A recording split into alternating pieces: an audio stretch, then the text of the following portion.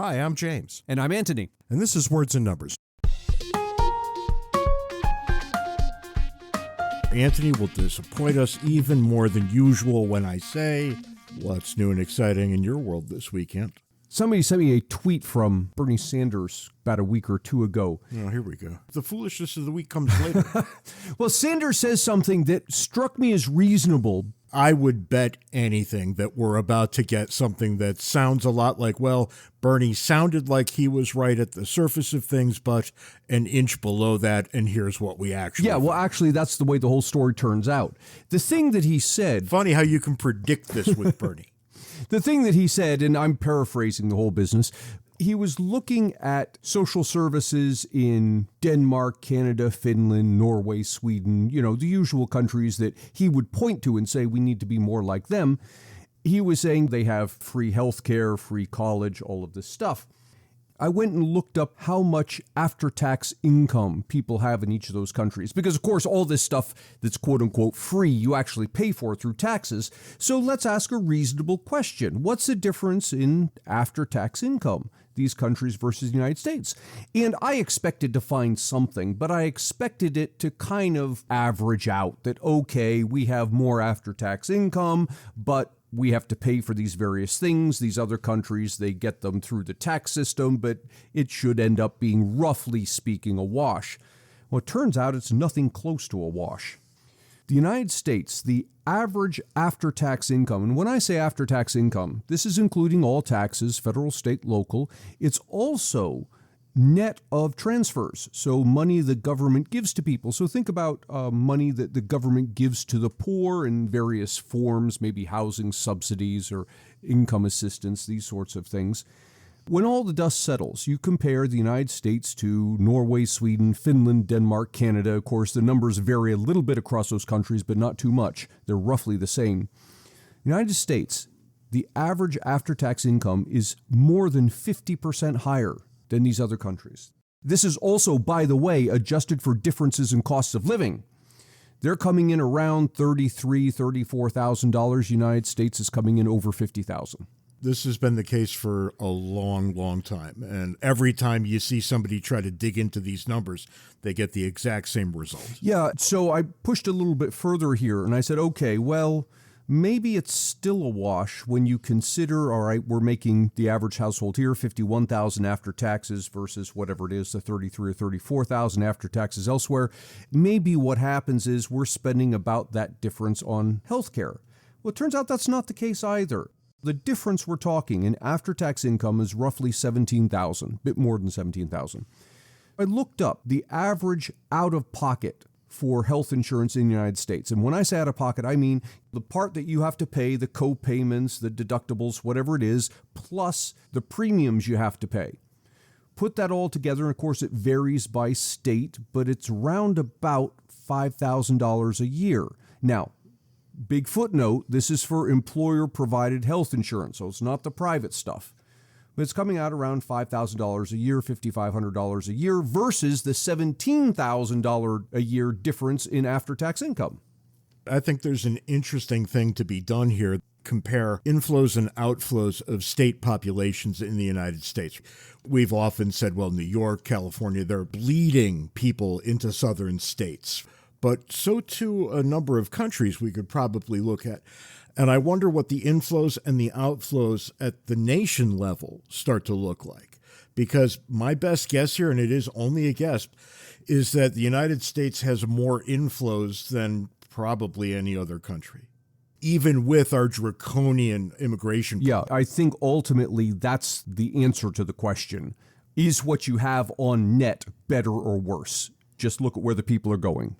But here's one more thing. I mentioned these numbers to somebody recently, and this person came back with, well, yeah, but you're forgetting something, and that is that Europeans, although they may be earning less after taxes, they work less. They have more holidays than we have in this country. Maybe they work fewer hours, this sort of thing. So I pulled data on this as well, and this comes from the OECD. Americans work on average, and this is accounting for differences in the average work week. It's also accounting for differences in lengths of vacations, time off, all of this stuff. Americans work about 25% more in terms of hours than Canada, Denmark, Finland, Sweden, Norway. But if you account for the hours worked as well as the after-tax income, we're still earning on a per-hour basis more than 20% more than the people in these other countries, again, after taxes and adjusted for differences in cost of living. And all of this brings to mind Thomas Sowell's argument that healthcare may be expensive when you have to pay for the insurance companies and all of this business, but imagine paying for all of that plus the government on top of it to administer the whole thing. And of course it's going to be more expensive. And yet we're going to hear the chorus of boos when people think about this. Do like Ant did and go look at the data. You'd be surprised what you find there. Ant, I want to talk about a breathless headline that I saw today about Chipotle. Chipotle is building robot cooks. And I thought, I got to look into that. So I did, and of course it's way short of what the headline would have had me believe, but it was interesting nonetheless. It's that Chipotle is got some robots making tortilla chips. If you can automate that process, well, you're better off. And this is to combat labor shortages. Can't find people who would be willing to stand there making tortilla chips, so they're building machines to do it. When I see this story, I think, well, that's exactly how it's supposed to work. When you're trying to hire people to do a job and they won't take the job, you have to explore other avenues. And if you can get a machine to do this, well, then you could repurpose your human employees to other better things. Right. I'll give you exactly one guess as to which state this is playing out in. Go ahead, guess. I was going to say it can't be California. No, it has to be California. Because of the high labor costs. Sure. That's right. Nobody in California is willing to make chips all the day long. Enter the new technology. And they're doing it in one location in Irvine, which is a particularly well-heeled community. But they're going to deploy others before long.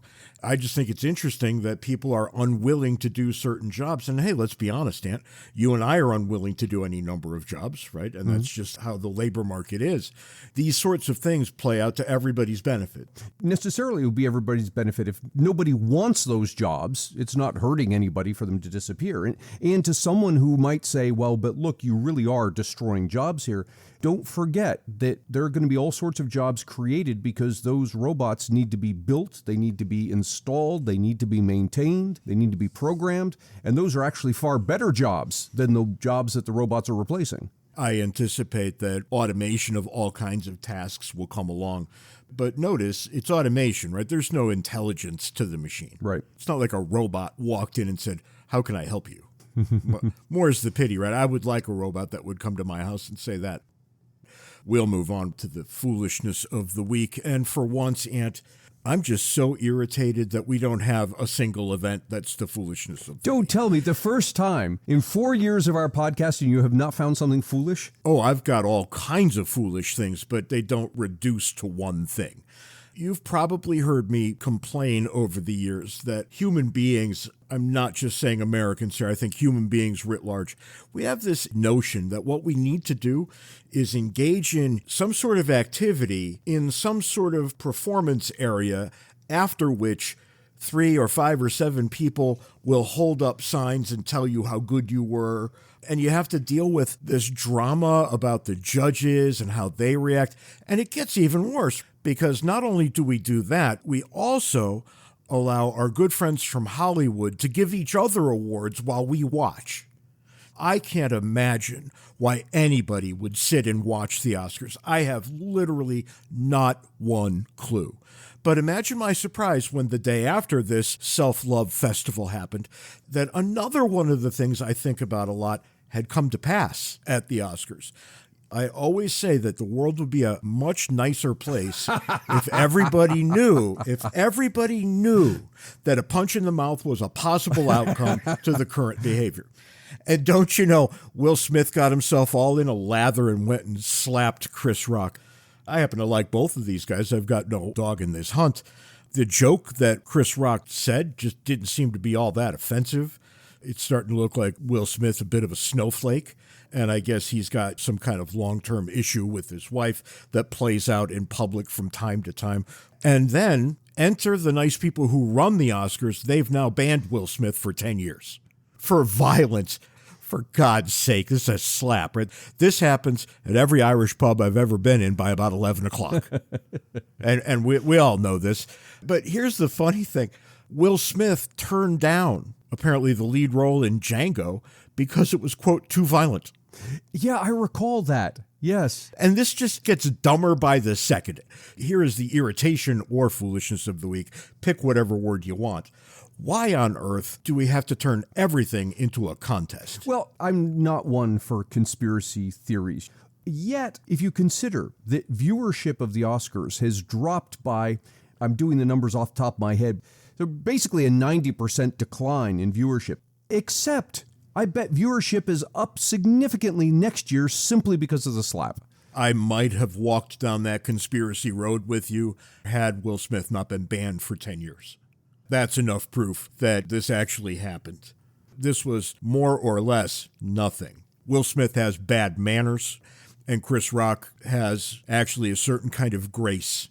It is funny you say that about the manners, because that thought occurred to me as people are going back and forth about this is violence on the part of either one of them, if you want to think about words as being violent or whatever it is. Nobody seemed to say anything about it simply being in poor taste, that this was bad manners. People tend not to talk about that anymore. Everything has to be at the extreme. It's violent or it's not. How about simply it's just rude? And there's a lot of things that I think get swept under the carpet. We ought to hold people accountable in certain personal ways. We shouldn't have to rely on the rule of law for every little offense. Right. People shouldn't take the approach that they're going to do exactly as much as they could get away with. And, just an example from a few days ago. If you're on a plane, keep your shoes on, for God's sake. What's wrong with these people? If you're in the airport, talk on the phone in a quiet corner somewhere. Don't do it right next to a bunch of other people. And none of this has anything to do with whether you have a right or the other person has a right. It has to do with being polite, being considerate of people around you, period. These are rude behaviors. And occasionally when somebody talks on the phone in high voice right near me, I participate in the conversation too, which makes everybody very uncomfortable. Do you know how in an airport you have to leave that seat between you and the next person as you wait? Right. When somebody's loud on the phone, I'll sit in that seat and participate in the call. And that's almost always enough to get that person to leave and go somewhere else. I think it's probably time to reevaluate a number of the things that we do and ask the more obvious question about things. How do these impact other human beings? And should I be doing them? Right. And just because you can doesn't mean you should. We seem to have forgotten that. I think you and I are in that last generation that was raised with certain kinds of slaps in our own personal life when we did and said things that we ought not. My mother was only too quick to remind me what good manners looked like. Only her and that damn bar of soap that she kept stuffing in my mouth. I guess we can conclude now that it was only a limited success, but, well, I'll take what I can get. Anyway, there will be no link. There will just be irritation. The show notes will doubtlessly include other things that you will find fascinating. To get more Ant and James, buy a copy of our excellent book, Cooperation and Coercion. You can find the paper and electronic versions on Amazon and the audio version on Audible. If you'd like to support Words and Numbers, make your way over to patreon.com/wordsandnumbers, where you can contribute to our podcast-making habits. If you'd like to schedule us to come speak at your event, be it corporate or educational, or have James officiate at your wedding, send us an email at wordsandnumberspodcast@gmail.com. Today, we're recording from Mount Hebron High School in Ellicott City, Maryland.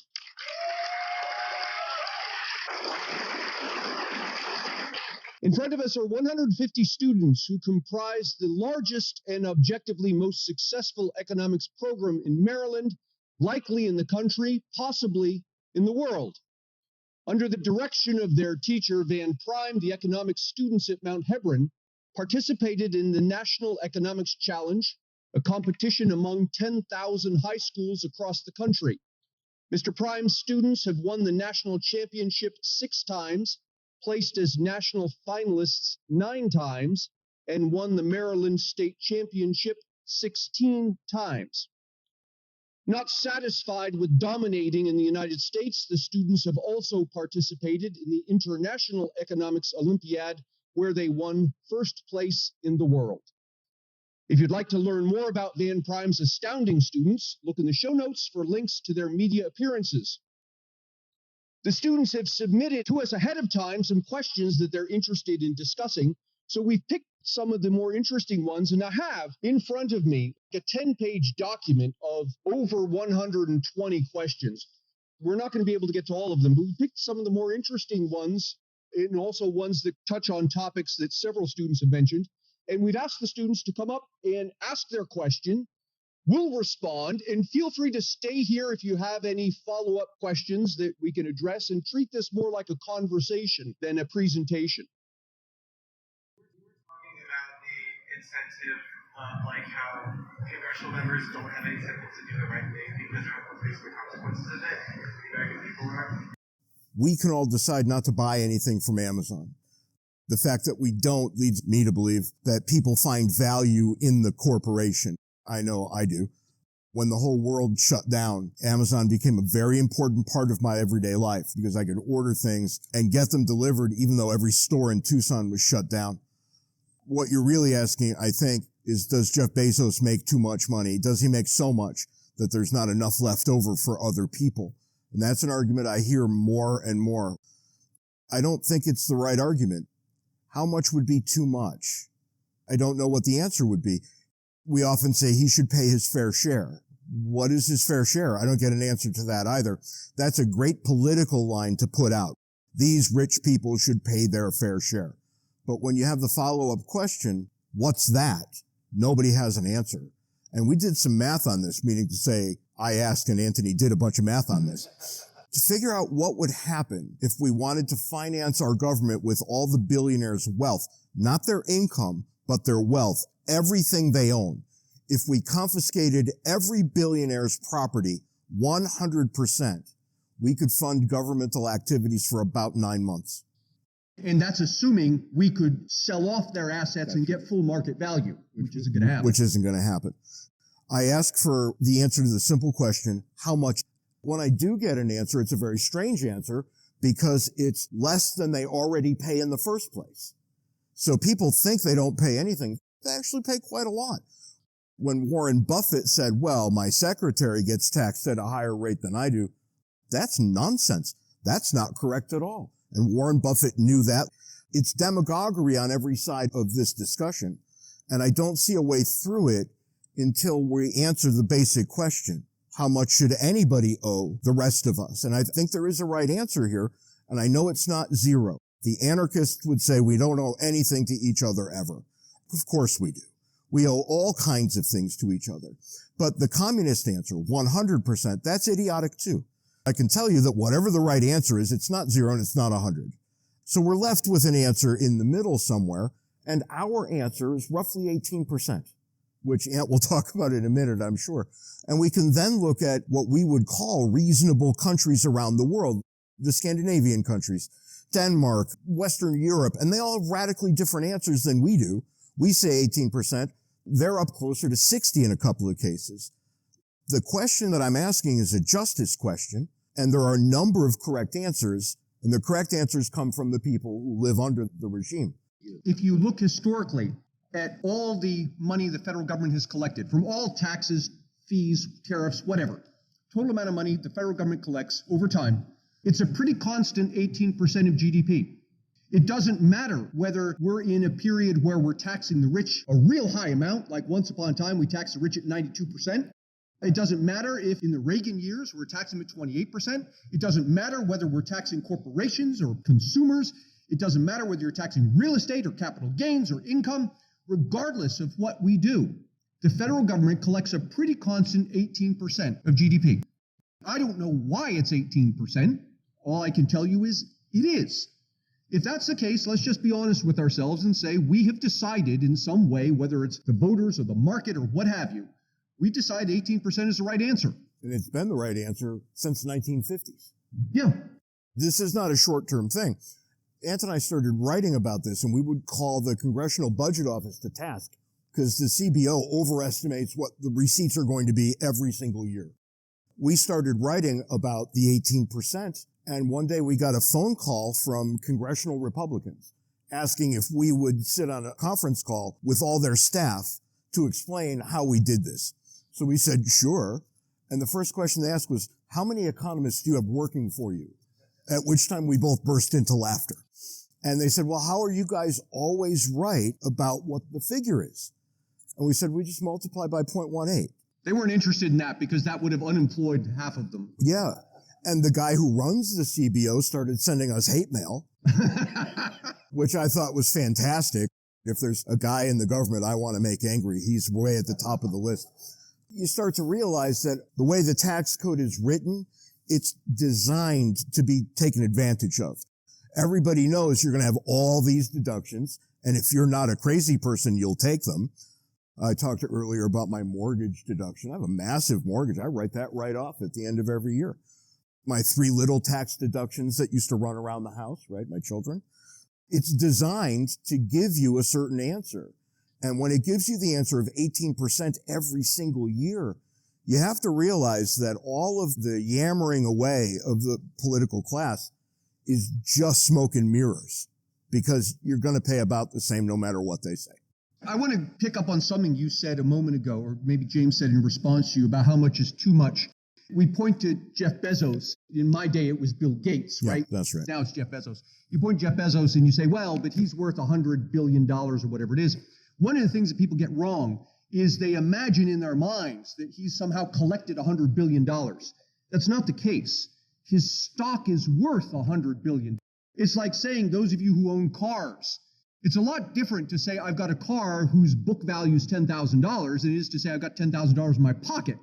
You can be a poor teenager with a $10,000 car. You're still poor. I'm not saying Jeff Bezos is poor. I'm saying he doesn't have $100 billion in his pocket. It's what his stock happens to be worth.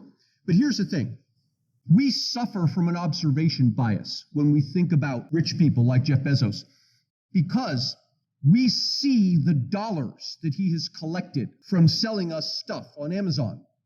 And we can see that. And we can say, look, he's got all these dollars. And we have this misapprehension about how economics works, that he's collected these dollars and somehow he has dollars and we don't. And that means he's better off and we're not. We're only looking at half of the transaction. You're seeing the dollars he collects. You're not talking about the goods and services we got in exchange. Take Steve Jobs as an example. Steve Jobs died with $8 billion in the bank. And people say he's got all these dollars. What the hell, man? The other half of that transaction is we have smartphones. Now, if you want to say to Jobs, you need to give back half of the money that you've collected. Okay. Should we be giving back half of our smartphones? Because that was the other half of the transaction. And notice what's happened. We only see the one part. We don't see the stuff that we get. There's another observation bias here, which is it's very easy to measure the profit that someone like Bezos makes, because we can see how much dollars he brought in. We can subtract from that the dollars it cost him to provide the goods. We can measure precisely how much profit he walked away with from our transactions. What we cannot measure as easily, but which exists nonetheless, is the profit we walk away with. And we don't call it profit. For example, I have these really cool earbuds that I bought for, I don't know what they were, $100. I paid $100 for these things. Now, something we rarely ask is, Davies, what's the maximum you would have been willing to pay for this? Now, these are cool things. I get a lot of use out of them. I'm using it to record right now because, like an idiot, I left my microphone at home. These are useful to me. They've been very good. They're high quality. I would have been willing to pay $300. I'm very happy that I didn't, but if pressed, I would have paid $300. And that's a really interesting thing, because I live in the desert. My air conditioner died within moments of my buying the house I'm in. I found out that air conditioners cost a lot more money than I ever thought possible. As soon as I got one, the other one died too. It cost me $30,000 to replace these two things at my house. And that's enough to make you terrified if you're a homeowner. However, my wife was complaining about this, and I said, it doesn't matter. There's no amount they could have said that I wouldn't have paid. Well, there is. Yeah, but it's so far past market value that they never would have gotten. Yeah, but notice the thing. Let's suppose, for the sake of argument, The maximum James would have paid is $100,000 for his air conditioning. It's hot there. I'd have paid it. Let me get to the punchline.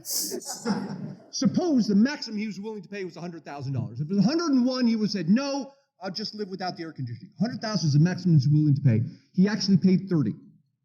He walked away with a profit. I'll use the term loosely. He walked away with a profit of $70,000. Now, we never measure that. And yet, that is as real as the profit we do measure on the corporate side. When we look at the difference between what we paid and what it cost them to produce. We only see one half of the transaction. We never see this other half. And because we don't see the other half, we walk away with this misguided notion that the corporations and the rich people like Bezos are collecting all this wealth to themselves. But really what's happening is we're only looking at that one side. We aren't looking at this. And the implication here is that they take the money home and put it all over the place and roll around in it like Scrooge McDuck. Right. And that's not right at all. But what is right is more often that scene at the end of It's a Wonderful Life, where Jimmy Stewart is explaining to the people, your money's not in the bank, your money's in his farm. Right. And in his store. His mortgage is from Jeff Bezos, who is the savings, puts it in the bank, and now James could borrow it. As robots continue to take over much of the unskilled labor, what do you see happening to the future of the labor market? Will there always be a market for unskilled labor, or will people have to be forced to learn a skilled job? This is a question that humans have been asking since the invention of the wheel. With every new invention, whether in our case it's robots, and before us it was data, and before that it was the Industrial Revolution, and before that it was agricultural improvements, every single time, smart humans have said the exact same thing they're saying now. This is going to unemploy so many people. Chronically, from henceforth, humans will be out of work because of this new thing. And every single time, these smart people have been wrong. Think about at the dawn of the Industrial Revolution, when all of a sudden we had steam engines. A single steam engine could do the work of 10 people. Smart people at the time said, this is the end of labor. We're going to have this permanently unemployed labor class because of these steam engines. Today, we have as low unemployment, perhaps lower, than we had prior to the Industrial Revolution, despite the fact there are 10 times the number of human beings. And we're all living at a higher standard of living. What happens is, as machines take away from us the need to do drudge work, we become able to do the things that humans are uniquely empowered to do, and that's to imagine new things. And as we imagine new things, all of a sudden our work changes. It becomes less and less physical and more mental. There are some of us who still do the physical work and are particularly good at it. Those of us, like James and myself, who aren't particularly good at it, thank God we don't have to. We can now do intellectual things. Look at all of you. There's 150 of you sitting here discussing economic and political topics. 100 years ago, you couldn't afford to do that. You'd all have to be out in the fields growing stuff, because if you didn't, you'd die. That's a standard of living we've achieved because of these things that every smart person throughout human history has said is going to spell the end of labor. Turns out it is a wonderful life. Turns out. Yeah. Ant, I think, glosses over this a little bit. I think we all do. Some people are going to lose here. Yes. And they're going to lose big, and it's going to be really painful for them. But I want to point you to a couple of things. Henry Ford has it in his mind that what he can accomplish is making automobiles cheap enough that regular people can afford them. How's he going to do this? He's going to set up a factory on a conveyor belt, and their labor will be divided such that we can get a lot done and it'll work out really well. What's the argument then? What about all the people who take care of horses? What about the people who make saddles, who make riding crops?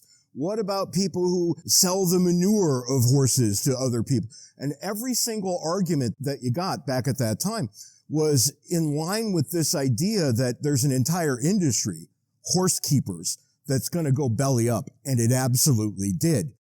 You kind of have to understand that that's what's going to happen. In retrospect, with lots of years to look back on it, we can say, yes, that was for the best. And there were other salutary effects that came too. Imagine in New York City when horses are the only way that things come in and go out. If you know anything about horses, you have to know that New York City is going to be a very smelly place, and people are going to be in ill health because of all the poo that's on all the streets. It was a worse environmental problem than what the cars cause today. Much, much worse. And people have done some pretty interesting work on this. You can go find it if you like. My son, he doesn't want to go to college. He wants to get into the trades. He came to me one day and he said, how well can I do if I drive a truck? And I said, boy, don't do it. And he said, why not? I said, because there won't be truck drivers in 20 years. There are already self-driving trucks. When you can have 18-wheelers going over the road with no driver, that pushes all of our costs down on literally everything. And that's exactly what's going to happen. On the personal level, we'll probably own cars that we don't have to drive. But nobody's going to run trucks with drivers. Great for us, horrible for truck drivers. Truck drivers are going to pay for this. And I think the winning bet is not to have any more truck drivers. Even airplanes. The technology exists right now to land them and to take off without any human involvement. There's an interesting moral question here that goes along with the economic question. The economic outcome is, look, self-driving trucks are good for all of us because it's going to mean lower priced goods. It's bad for truck drivers because it means they're going to be out of a job. And furthermore, the benefit to the rest of us far exceeds the cost to the truck drivers. So from an economic perspective, absolutely, driverless trucks are the way to go. That's one side of the discussion. The other side of the discussion is not economic, it's moral.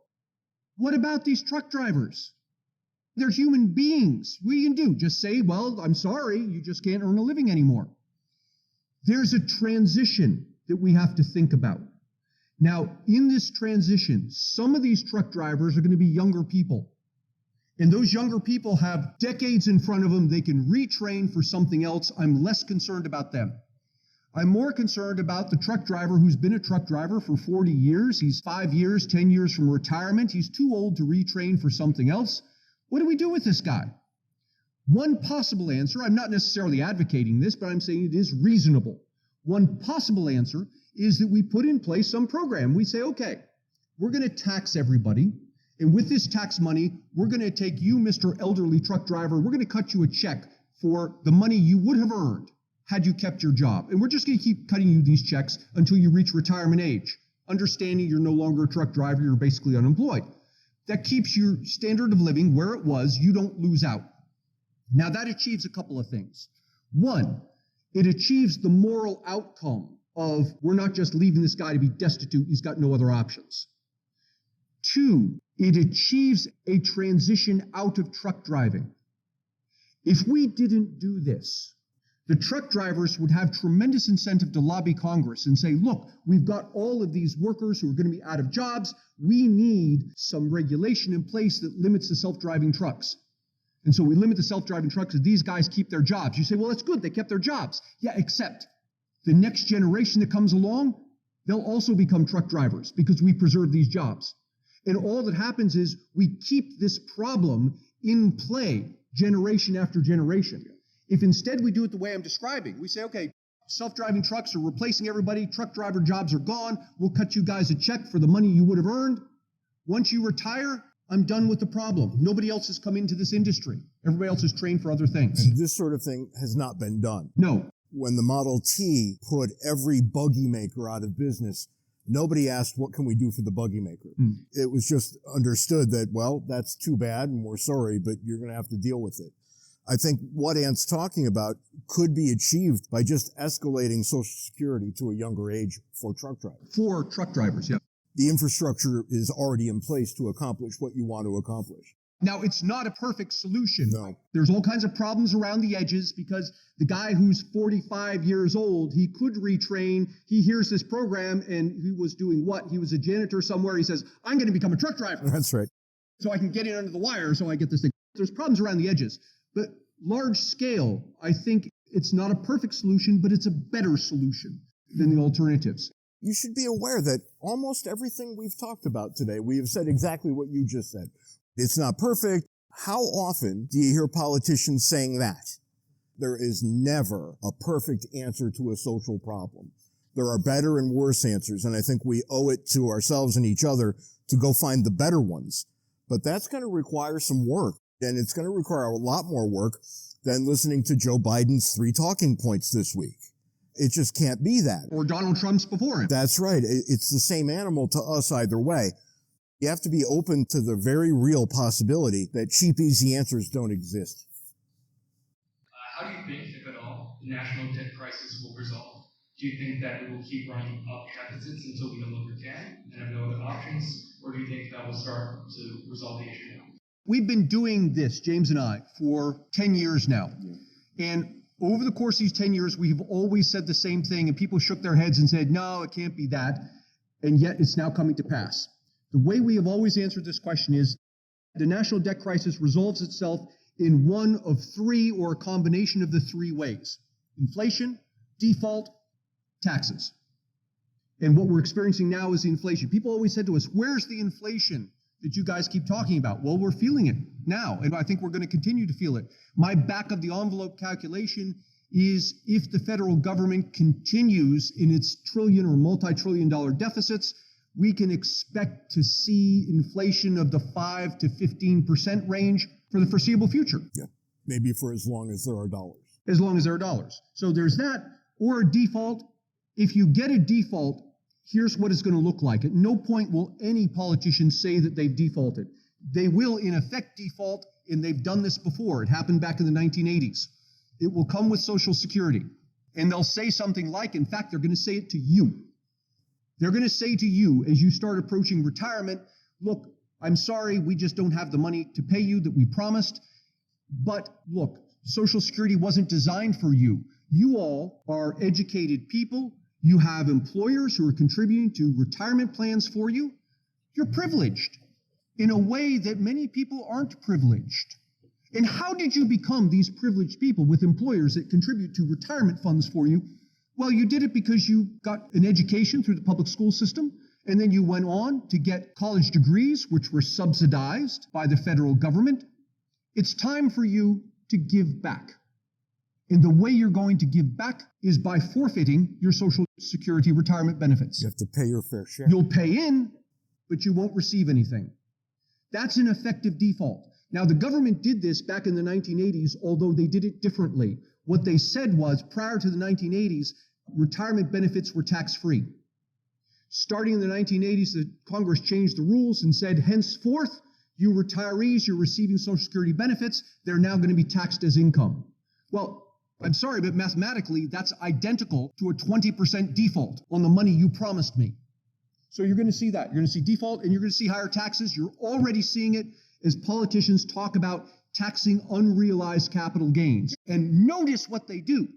They always point to the billionaires. And they say the billionaires have these capital gains. They're unrealized. What that means is, I own stock. The stock price went up. My stock is now worth more, but I haven't sold it. I actually have no cash.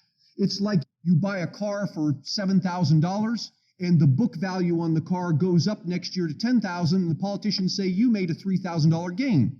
You say, what do you mean I made a $3,000 gain? I don't have any $3,000. Yeah, on paper, your car is worth $3,000 more. That's an unrealized capital gain. Well, if Congress starts to tax unrealized capital gains, they're pointing to billionaires. They're actually thinking about you. Because the middle-class Americans have unrealized capital gains in the form of their homes, the value of their houses, the value of their retirement funds. If we open that door to taxing unrealized capital gains, the middle class is sitting on a wealth of unrealized capital gains that the politicians are going to go after. So that's the three responses: inflation, which we're already experiencing, a default, which you're going to see on your Social Security, and higher taxes, which if they can get it through the door on unrealized capital gains, that 18% I was talking about, the government collects 18% of the economy, that's going to jump. I think it's going to be far, far worse than that. I'm much more pessimistic than Anthony is. I think they're going to monetize the debt. I think that will make dollars functionally worthless over time, and we'll get to the point where people are weighing money here too. I mean, look, in Venezuela, even if the government collapsed there, what do you still have? Venezuelans. They have a demographic likeness. They're the same people. Here, what do we have? Well, we're a country based on ideas. We don't have an ethnic basis. And when we get to the point where none of us care about our ideas anymore, and I think we're about there, and then the monetization of the massive debt comes in with that sucker punch immediately thereafter, I think the entire United States will collapse. I think the monetary system goes first and the political system goes next. I don't disagree with what James said, but I do want to put a big footnote. Collapse, in my mind, doesn't mean a return to anarchy. No, that's right. We're shooting in the streets and that kind of thing. Rather, I think what it takes the format of is something like Brexit, where the UK says, look, thank you very much. We've had enough of this. We're going to go do our own thing. And there's some amicable separation. I think you'll see something similar amongst the states or groups of states. Yeah, I do too. Pennsylvania says, all right, California, look, you guys are very nice. We like you, but you're crazy people. You go do your thing. Let us do our thing. I think there's an example out there of how this is all going to break down. If you look up the FEMA disaster relief map, what you see is that they've divided the United States up into 10 geographic regions that make a lot of sense. So you see Northern California, Oregon, and Washington chunked off. You see the Desert West chunked off. The Mountain West is another. Roughly speaking, New England is another, the Eastern Seaboard. And if you ask yourself right now, you all live in Maryland, what do you share in common with me in Tucson? And the answer is almost nothing. In Tucson, where I live, we are 80 miles north of the Sonoran Desert, so we have a very heavy Mexican population, 40%. I grew up in New England. Where I live now is nothing like New England. And I kind of like the Mexican introduction. So everything is kind of cool that way. And when Ant talks about the collapse, and we talk about it together a lot, his warning is always the same. Don't think that this is the end of the world. Because what will happen, people will continue right along, and all of the productive capacity we have right now will have after this disaster strikes too. So it's literally not the end of the world. It's probably a 3 to 5 year problem. Yeah, and James says disaster. I don't characterize it as disaster so much as transformation. I think we transform back to what the founders had in mind, which is a limited federal government and most governing being done at the state level. Thanks, guys. Thank you. Take care. And that's all the time we've got this week on Words and Numbers. Until next time, be sure to follow us on Twitter. Handles are in the show notes. Join Words and Numbers Backstage, the Facebook group where the conversation continues, and send us email, wordsandnumberspodcast@gmail.com. Until next week, try to be nice to one person who doesn't deserve it. Just one. And who knows, it may turn into a trend. Well, that's an interesting twist. Be nice to one person who doesn't deserve it. Being nice to people who deserve it is easy. That's easy, right? Being nice to somebody who doesn't deserve it is really hard. Give it a shot. You might feel good about yourself. Till next week, can't take it easy. See you next week, James.